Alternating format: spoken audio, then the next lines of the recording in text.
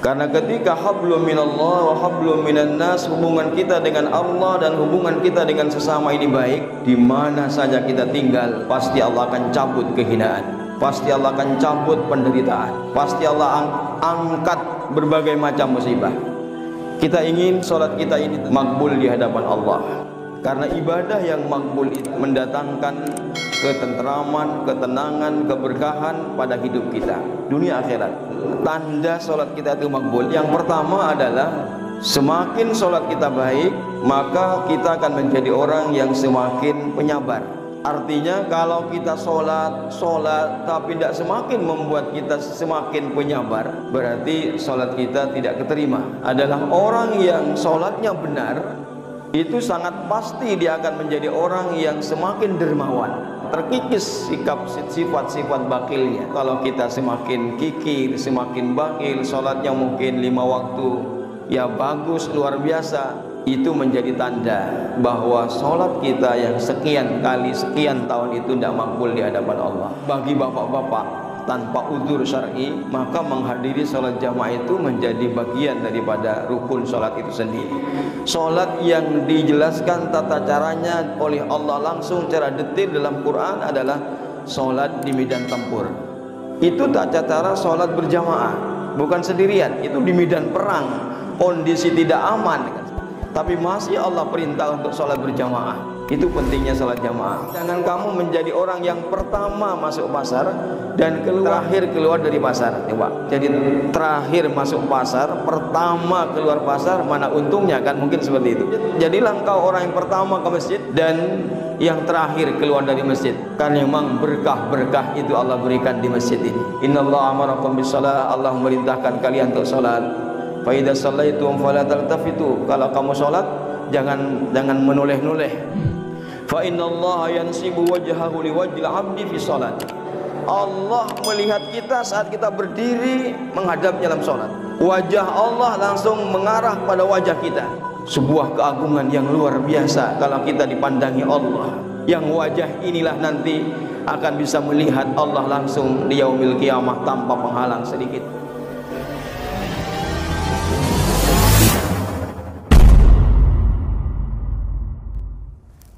Assalamualaikum warahmatullahi wabarakatuh.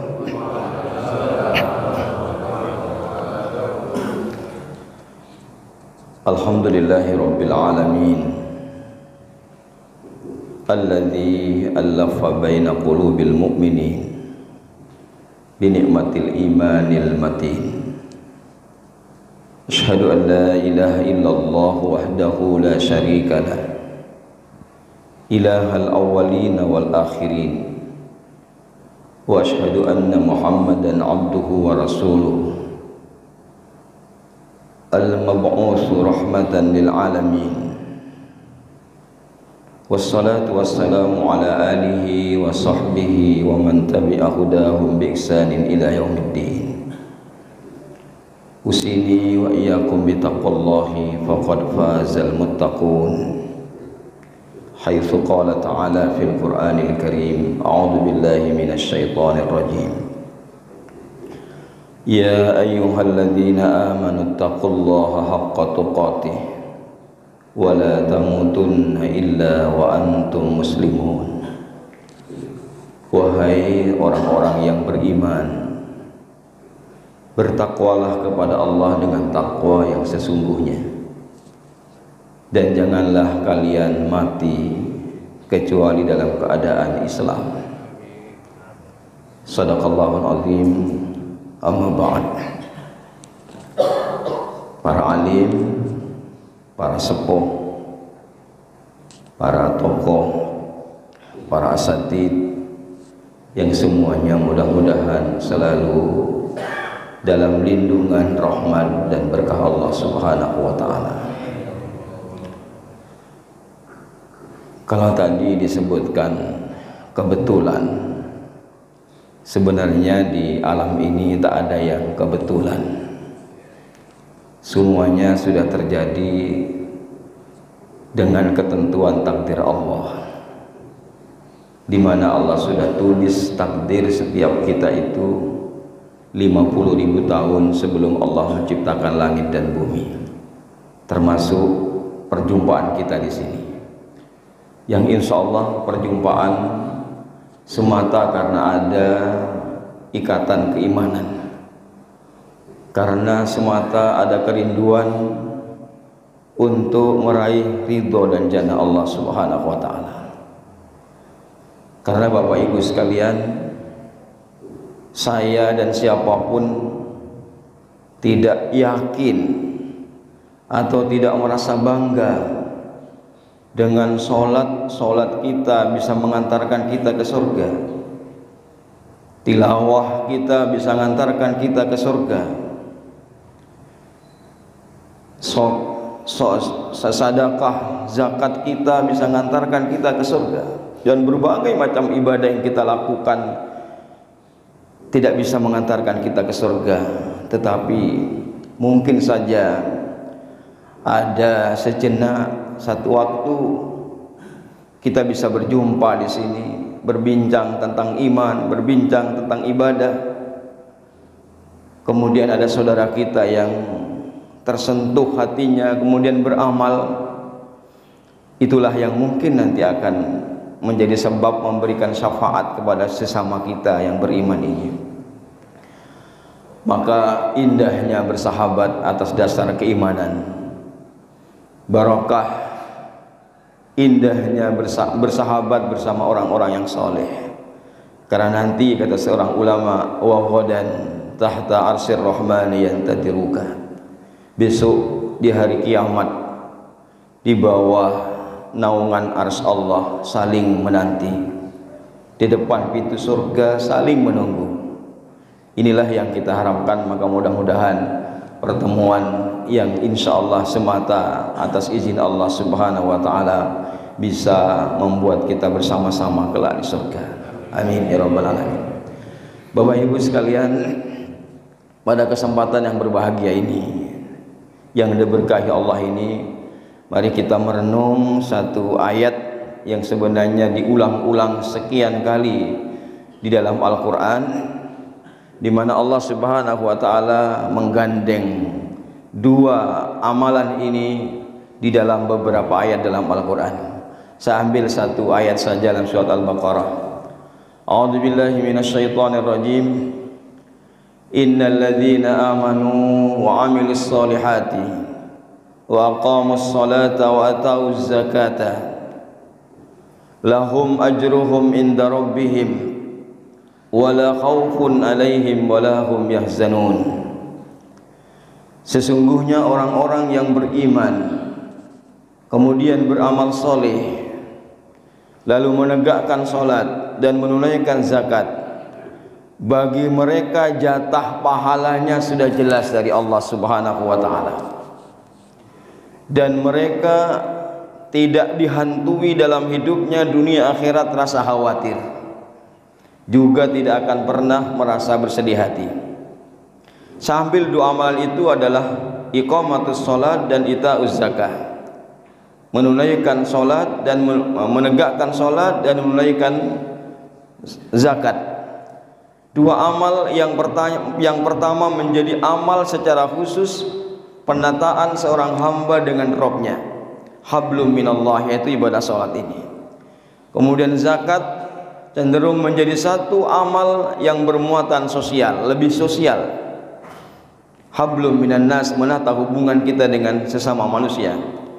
Karena ketika hablum minallah wa hablum minan nas, hubungan kita dengan Allah dan hubungan kita dengan sesama ini baik, di mana saja kita tinggal pasti Allah akan cabut kehinaan, pasti Allah akan cabut penderitaan, pasti Allah angkat berbagai macam musibah. Para jamaah sekalian rahimakumullah, itulah agungnya dua amal ini. Maka yang pertama salat. Kita ingin salat kita ini tentunya makbul di hadapan Allah. Karena ibadah yang makbul itu adalah mendatangkan ketentraman, ketenangan, keberkahan pada hidup kita, dunia akhirat. Maka mari kita koreksi sedikit tentang sholat kita. Ciri sholat kita itu makbul, tanda sholat kita itu makbul, saya sampaikan yang pertama adalah semakin sholat kita baik, maka kita akan menjadi orang yang semakin penyabar. Itu yang pertama. Artinya kalau kita sholat tapi tidak semakin membuat kita semakin penyabar, berarti sholat kita tidak keterima. Allah sebutkan dalam Quran, wasta'inu bis-sabri was-shalah. Mintalah pertolongan kepada Allah dengan sabar dan sholat. Jadi sabar, sholat ini digandeng. Maknanya orang yang sholat pasti akan semakin penyabar. Kemudian yang kedua, yang ini tepat kaitannya dengan ita'uz zakat itu adalah orang yang sholatnya benar, itu sangat pasti dia akan menjadi orang yang semakin dermawan. Allah Subhanahu wa taala gandengkan ayat tadi di beberapa ayat itu, iqamatus shalah, ita'uz zakat, itu maknanya bahwa semakin sholat kita benar, dia akan semakin dermawan, terkikis sifat-sifat bakilnya. Maka ini sebagai satu isyarat Allah dalam Al-Quran menggandengkan kalimat iqamatis sholat dan ita'uz zakat ini. Maka para jamaah sekalian rahimakumullah, kalau kita semakin kikir, semakin bakil, sholatnya mungkin 5 waktu ya bagus, luar biasa, itu menjadi tanda bahwa sholat kita yang sekian kali sekian tahun itu tidak makbul di hadapan Allah. Naudzubillah min dzalik. Karena Rasulullah SAW pernah menjelaskan dalam riwayat dari Abu Hurairah radhiyallahu an, innar rajula la yusolli sittina sanatan. Rasulullah pernah menceritakan ada seseorang yang sholat selama 60 tahun. Wa ma tuqbalu lahu sholatun, tapi dari sholat yang selama 60 tahun itu tidak ada satu sholat pun yang diterima. Para jamaah sekalian, 60 tahun sholat, apalagi yang tidak sholat. 60 tahun sholat, tidak ada satu sholat pun yang diterima. Para jamaah sekalian, kemudian apa kata Rasulullah? La'allahu yutimmur ruku'a wa la yutimmus sujud, atau yutimmus sujuda wa la yutimmur ruku'. Salah satu sebabnya karena dia tidak tumakninah. Jadi ketika sholat dia bisa menyempurnakan rukuknya dengan benar, tapi sujudnya tidak, atau sujudnya dengan benar, rukuknya tidak. Nah, ketika tidak tumakninah, ini menjadi satu sebab sholat kita tidak makbul di hadapan Allah. Maka para jamaah sekalian Allah, maka ketika kita sholat benar, insya Allah tadi pengaruh mencetak kita menjadi orang penyabar ya di sini. Maka mari sholat kita benarkan, bahkan persiapkan waktu sebelum azan. Kemudian ketika sholat jangan keburu, segera selesai. Ya, kadang-kadang kita kalau sudah sholatnya agak panjang, berdiri panjang, nyesal di belakang. Ya, makmumnya nyesal. Sering sekali saya sampaikan, karena di bulan Ramadan biasanya kalau sudah tarawih itu inginnya cepat-cepat. Padahal jamaah sekalian rahimakumullah, ketika kita memang tidak mampu berdiri dalam sholat itu, Rasulullah menyampaikan suruh duduk. Kalau tidak mampu duduk, berbaring. Ngikuti imam tetap sempurna. Jadi tidak memerintah imam untuk segera menyelesaikan sholatnya. Ini sering terjadi di dalam sholat tarawih misalnya. Maka sering saya sampaikan agar sholat kita tidak menyisakan lelah dan payah, ya, maka lakukanlah dengan tumakninah, dengan tenang, itu sholat ini. Maka para jamaah sekalian, luar biasa tentang sholat ini. Utamanya bagi kita bapak-bapak adalah lakukan sholat itu dengan berjamaah. Karena bagi bapak-bapak tanpa udzur syar'i, maka menghadiri sholat jamaah itu menjadi bagian daripada rukun sholat itu sendiri. Kalau bapak-bapak baca dalam Quran, itu tidak ada penjelasan sholat secara detail dari takbir sampai salam, tidak ada kecuali hadis. Tetapi Salat yang dijelaskan tata caranya oleh Allah langsung secara detail dalam Quran adalah salat di medan tempur. Itu tata cara salat berjamaah, bukan sendirian. Itu di medan perang, kondisi tidak aman kan seperti itu. Tapi masih Allah perintah untuk salat berjamaah. Itu pentingnya salat jamaah. Makanya maknanya para ulama salaf, para jumhur ulama menjelaskan bahwa sholat berjamaah bagi laki-laki itu masuk bagian daripada rukun sholat itu sendiri. Kalau bagi ibu-ibu, afdalnya di rumah. Kalau tidak ada persoalan-persoalan yang menjadi fitnah ke masjid, dipersilahkan. Tapi bapak-bapak adalah jangan menjadi ibu-ibu, memilih di rumah, tapi di masjid inilah. Para jamaah sekalian rahimakumullah, begitulah Allah Subhanahu wa taala menjelaskan. Maka sahabat Nabi Abdullah Ummi Maktum misalnya, itu menjadi dalil bagaimana wajibnya kita sholat berjamaah di masjid. Seorang yang sudah uzurnya luar biasa, sudah buta, tidak ada yang menuntun ke masjid, tempatnya jauh, jalan antar rumahnya ke masjid juga masih kurang aman, masih diperintah oleh Rasulullah untuk menjawab seruan adzan, artinya sholat berjamaah. Lalu bagaimana kita yang sehat? Sehat fisik ini. Tapi kadang-kadang kita sehat fisik, tetapi batin kita yang sakit. Ya. Padahal Abdullah bin Maktum sudah buta luar biasa. Tetapi pahala yang dijelaskan oleh Rasulullah SAW tentang sholat jamaah dan pahala-pahala yang lain membuat mereka tak merasa jadi tantangan fisiknya yang cacat itu. Begitulah para salaf. Para jamaah sekalian rahimakumullah, semangat memburu pahala, semangat memburu ridho Allah itu luar biasa di hati mereka. Maka kata seorang ulama, takhayal as-sawab, menghayallah kamu, menggambarkan terus besarnya pahala-pahala Allah Subhanahu wa taala, khaffa alaikumul amal, maka akan jadi ringan seberat apapun amal itu. Para salaf seperti itu.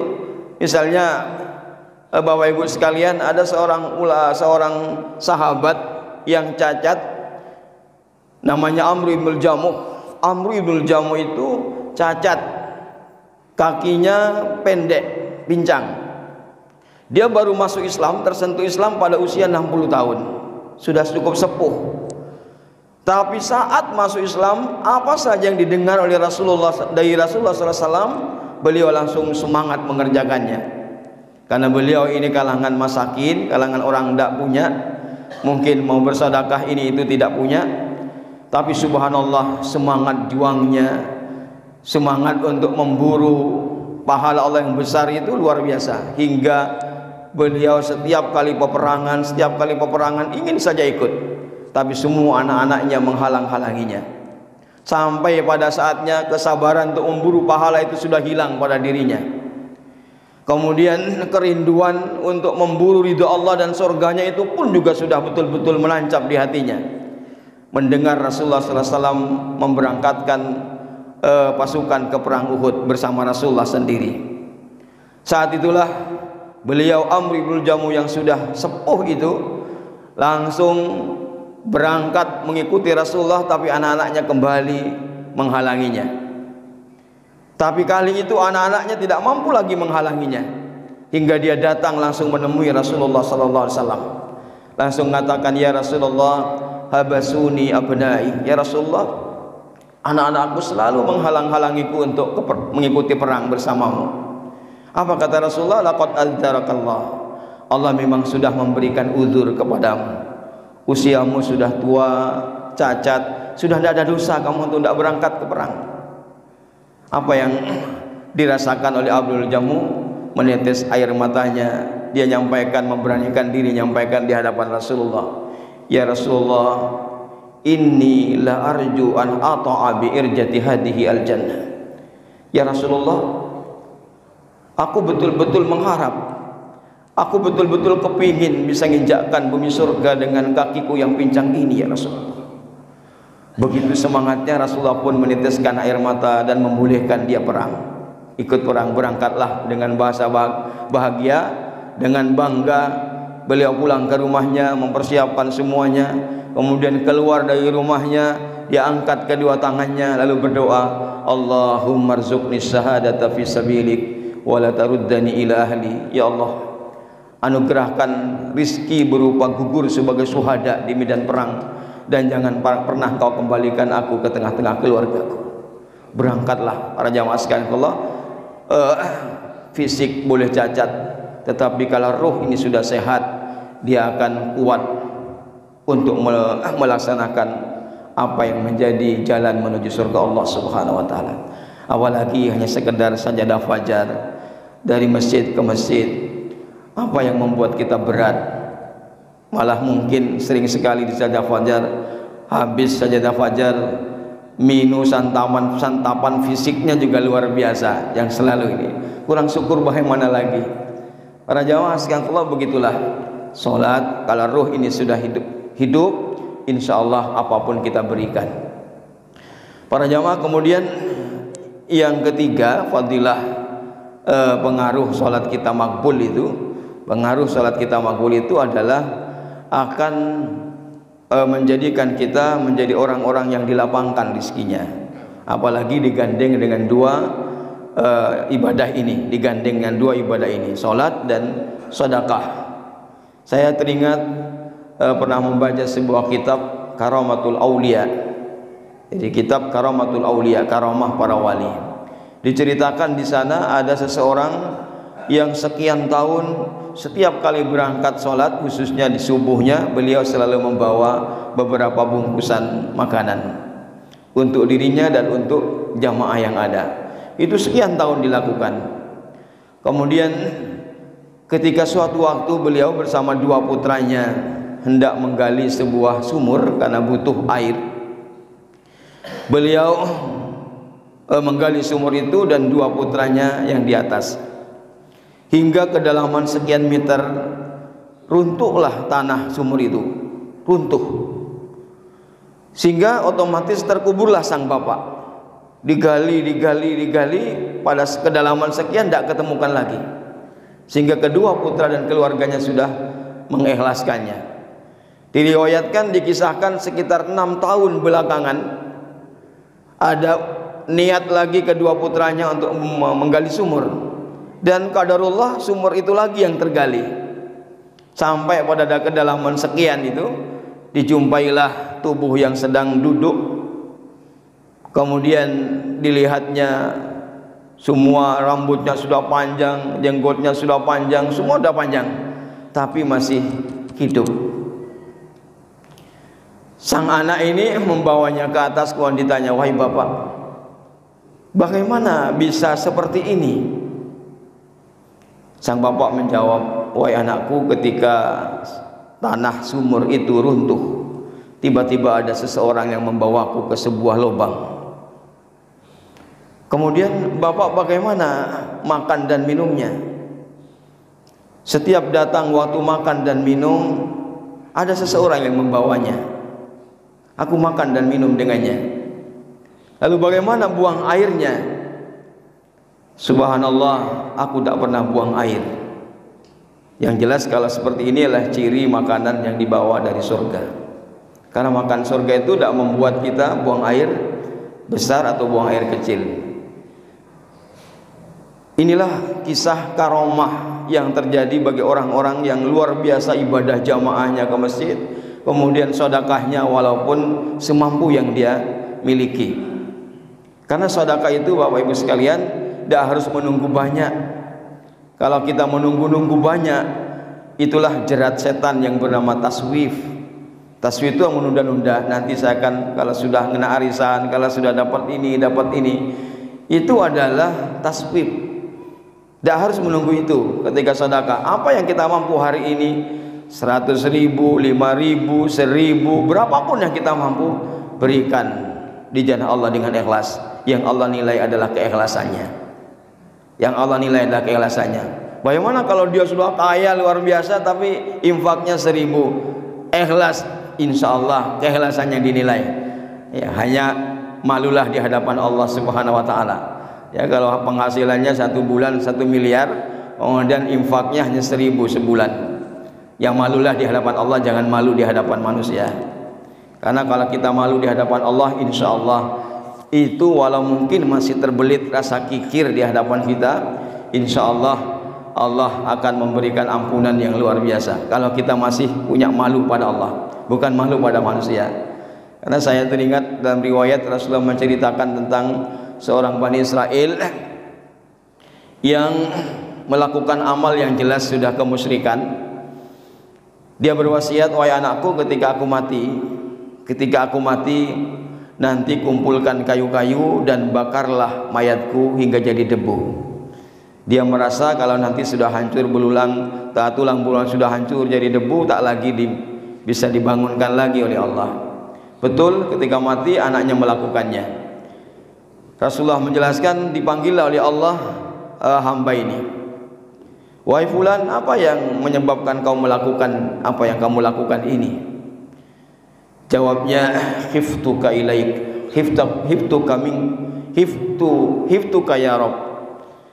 Yang membuatku melakukan ini karena aku takut padamu ya Rabb.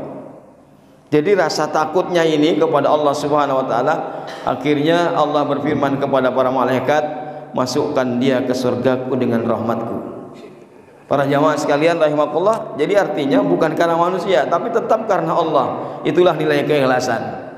Makanya seberapapun yang kita infakkan, niat ikhlas ini yang harus kita tanamkan. Karena seringkali kalau di Sajdah Fajar semuanya 100.000, ada yang 500 misalnya. Kok saya mau 1.000 rupiah nulis di situ, kan mikir-mikir. Nah itu tidak ikhlas. Itu tidak ikhlas. Bapak Ibu sekalian, Allah, itulah dua ibadah ini, ibadah yang luar biasa. Makanya para salaf, orang-orang yang mengerti tentang Islam, mengerti tentang pahala, mengerti tentang Nabi, mengerti tentang surga, mereka menyerahkan semuanya lillah, dan itulah yang menjadi ketenangan dalam hidupnya. Kemudian Bapak Ibu sekalian, tadi saya jelaskan satu yang menyebabkan sholat kita tidak makbul tadi adalah tidak tumaninah. Kemudian yang kedua itu adalah al-iltifatu fi sholat. Agar kita ini bisa dua hal ini paling tidak dijaga, yaitu berpaling di dalam sholat. Artinya menulah-nulih dalam sholat. Menulah-nulih dalam sholat ini ada dua. Yang pertama, iltifatul qalb ila ghairillah. Hati kita berpaling kepada selain Allah. Jadi dalam sholat kita ngingat macam-macam, ngingat dunia, ngingat dan macam-macam. Memang kadang-kadang segala persoalan kita justru muncul dalam sholat. Itu entah kenapa, saat kita punya persoalan atau mungkin kehilangan sesuatu, baru saat sholat kok muncul itu. Nah ini memang ada dua kemungkinan. Yang pertama, memang fadilah sholat itu sendiri, agar kita tidak dipayahkan dengan mencari dunia yang begitu memenatkan, memusingkan. Tetapi saatnya ketika kita sudah pusing tentang dunia, maka sholatlah. Di sholat itulah ada ketenangan. Nah itu yang pertama. Mungkin kedua adalah memang gangguan setan. Justru saat sholat kita diingatkan dengan berbagai hal yang memalingkan kita dari Allah Subhanahu wa ta'ala. Ada dua ini. Tapi insya Allah kalau kita istiqomah sholatnya, ikhlas, khusyuk, insya Allah itu bagian daripada fadilah sholat itu sendiri. Maka Bapak Ibu sekalian, dunia itu adalah sudah dijatah Allah. Jangan sampai kita merasa terkorupsi waktu kita untuk mencari dunia karena sholat. Jangan sampai. Ya, salat inilah yang menjadi peluang waktu barakah terhadap waktu-waktu yang lain, apalagi salat subuh kita. Tadi sudah jelaskan kalau subuh kita ini masjid-masjidnya seperti salat Jumat, sebentar lagi Islam akan menguasai dunia ini. Tapi kalau salat subuhnya hanya ramai saat sajadah fajar, nah itu yang masalah. Ya Bapak Ibu sekalian rahimakumullah, maka mohon para jamaah sekitar masjid ini untuk memakmurkan. Di masjid inilah tempat kita untuk menenangkan hati.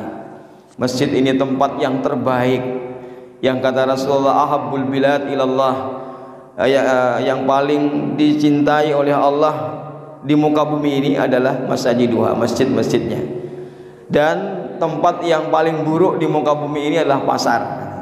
Nah, ini Rasulullah menggandengkan dua tempat. Satu tempat yang disebutkan paling buruk pasar, dua adalah masjid. Padahal sering sekali kalau kita sudah di pasar, urusan masjid sering dianggap mengganggu urusan pasar. Kan sering sekali. Bapak Ibu sekalian, makanya Rasulullah menjadikan Jangan kamu, kalau bisa jangan kamu menjadi orang yang pertama masuk pasar dan terakhir keluar dari pasar. Coba. Kalau mungkin dunia bisnis, kalau jadi terakhir masuk pasar, pertama keluar pasar, mana untungnya kan, mungkin seperti itu. Tapi kenapa demikian? Ketika masjid, jadilah engkau orang yang pertama ke masjid dan yang terakhir keluar dari masjid. Kan memang berkah-berkah itu Allah berikan di masjid ini. Maka para jamaah sekalian, Rasulullah SAW mengistimewakan rajulun qalbuhu mu'allaqun fil masajid, seseorang yang hatinya terpaut dengan masjid nanti akan mendapatkan naungan dari naungan Allah di yaumil qiyamah, yang tidak ada naungan selainnya di padang mahsyar. Padang mahsyar yang saat itu manusia sudah sibuk ngurusi dirinya sendiri. Mahsyar itu diriwayatkan selama 50.000 tahun akhirat kita berhimpitan, tidak ada satu celah pun bisa bergeser, dalam keadaan sudah telanjang. Kemudian matahari sudah betul-betul sejengkal di atas kepala kita. 300 tahun pertama adalah sunyi secap, sunyi senyap, betul-betul tak ada suara, betul-betul hening yang menyedihkan. Itu di padang mahsyar. Siapa yang kita tunggu? Amal-amal kita, anak-anak soleh kita, sedekah jariah kita, itu yang kita tunggu. Saat itu yauma yafirrul mar'u min akhihi wa ummihi wa abihi wa sahibatihi wa bani likulli imri'in minhum yawma idzin sya'nu yughni. Pada hari itu seseorang sudah lari dari saudaranya, sudah lari dari ayah bundanya, semuanya sudah sibuk ngurusi dirinya sendiri. Bapak Ibu sekalian rahimakumullah, maka amal-amal soleh kita nanti akan datang membantu kita. Masjid yang selalu terpaut di hati kita itulah yang akan memberikan syafaat untuk kita. Bapak Ibu sekalian, kemudian yang kedua adalah iltifatul basar. Dalam sholat adalah berpaling penglihatan kita. Maka ketika sholat memang tuntunannya adalah mata kita melihat tempat sujud, tidak boleh berpaling-paling, karena kata Rasulullah, innallaha amarakum bis-shalah, Allah memerintahkan kalian untuk sholat. Fa idza shallaitum fala taltafitu, kalau kamu sholat jangan menoleh-noleh. Fa innallaha yansibu wajhahu liwajhil 'abdi fi sholati, karena sungguhnya Allah betul-betul mengarahkan pandangannya ke wajah hambanya di saat sholat. Bayangkan jamaah sekalian, Allah melihat kita saat kita berdiri menghadapnya dalam sholat. Wajah Allah langsung mengarah pada wajah kita. Sebuah keagungan yang luar biasa kalau kita dipandangi Allah. Yang wajah inilah nanti akan bisa melihat Allah langsung di yaumil qiyamah tanpa penghalang sedikit pun. Maka ketika sholat, janganlah kita menoleh ke kanan, ke depan, ke atas dan sebagainya. Melihatlah sesuai tuntunan Nabi adalah ke tempat sujud kita. Para jamaah sekalian rahimakumullah, inilah dua amalan yang luar biasa fadilahnya. Mari kita istiqomahi, karena keistiqomahan itulah yang akan membuat kita mendapatkan karomah-karomah. Mudah-mudahan Allah Subhanahu wa taala menerima semua salat yang kita lakukan dan infak, sedekah, zakat yang kita tunaikan, dan menjadi simpanan kita untuk nanti kita ambil di yaumil qiyamah, untuk kita dapatkan, kita petik nanti di yaumil qiyamah.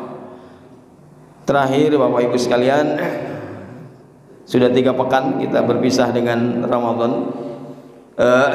Saya sering merasakan, entah bapak-bapak merasakan apa tidak, di bulan Ramadan itu memang satu bulan yang istimewa gitu.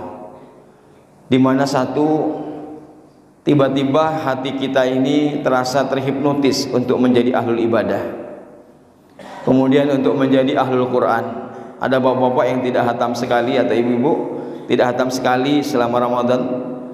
Kalau tidak hatam sekali di selama Ramadan, di luar Ramadan sangat tidak mungkin kayaknya.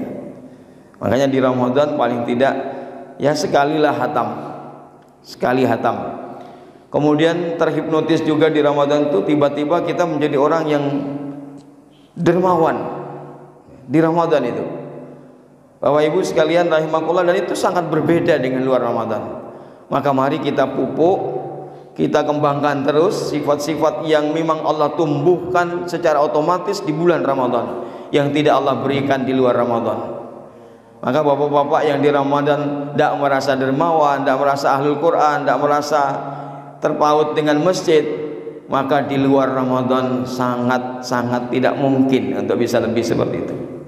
Inilah Bapak Ibu sekalian Allah. Maka sekali lagi, mudah-mudahan perpisahan kita dengan Ramadan betul-betul memberikan pengaruh yang luar biasa pada kehidupan ini.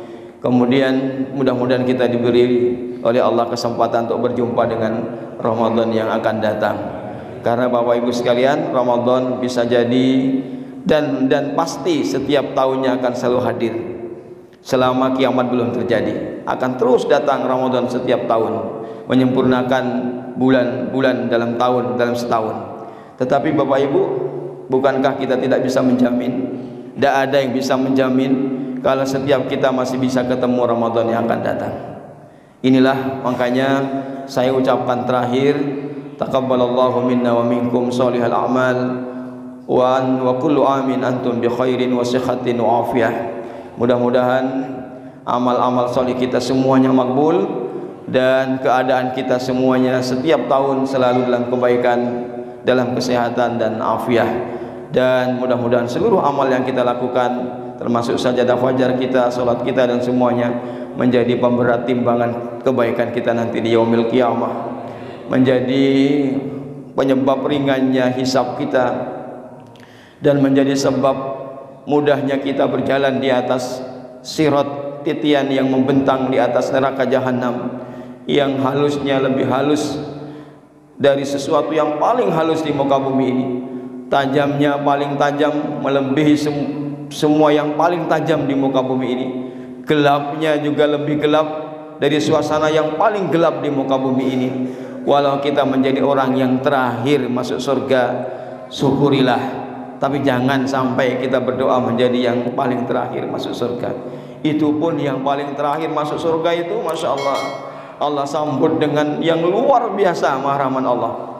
Diceritakan ketika masuk ke surga, langsung di hadapannya, di hadapan seorang laki-laki yang gagah, yang luar biasa tampilannya, kemudian dia langsung sujud di hadapannya. Diperintahkan ya Allah, irfa' basaraka, angkat kepalamu, angkat kepalamu. Kemudian dia lihat, begitu takjubnya dia dengan laki-laki yang di hadapannya. Kemudian dia berkata kepada Allah, ya Rabb, siapakah ini? Ya Rabb, siapa ini? Dia menjawab, Allah menjawab, itu adalah pelayan kamu di surga. Para jamaah sekali, itulah orang yang terakhir masuk surga, tapi mendapatkan pelayan yang sempat kita menjadi sujud kepadanya. Subhanallah, itulah rahman Allah. Sekali lagi mudah-mudahan Allah Subhanahu wa taala kumpulkan kita semuanya di surganya kelak. Amin ya rabbal alamin. Qulu qouli hadza walhamdulillahirabbil alamin. Mohon maaf atas segala kesalahan, dan semua yang baik yang benar datangnya dari Allah Subhanahu wa taala. Kalau ada yang salah itu hanya karena kelemahan kami sebagai seorang hamba. Walhamdulillahirabbil alamin, wallahul musta'an ala ma tasifun. Assalamualaikum warahmatullahi wabarakatuh.